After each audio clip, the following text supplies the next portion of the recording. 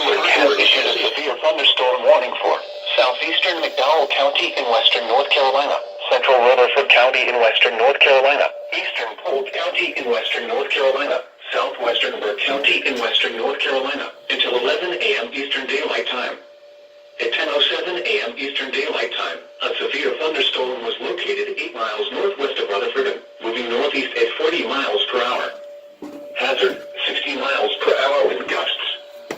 Source, radar indicated. Impact, expect damage to trees and power lines. Locations impacted include Marion, Rutherford, Spindale, Lake James State Park, Lake James, Nebo, Greenville, Thermal City, Pleasant Gardens, and Glenwood. Scattered trees and power lines will be blown down in the warned area.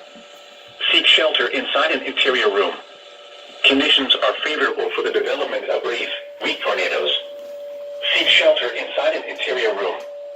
Please report damaging winds, hail, or flooding to the National Weather Service Greenville Spartanburg by calling toll-free 1-800-267-8101 or by posting on our Facebook page or tweet us using #NWSGSP.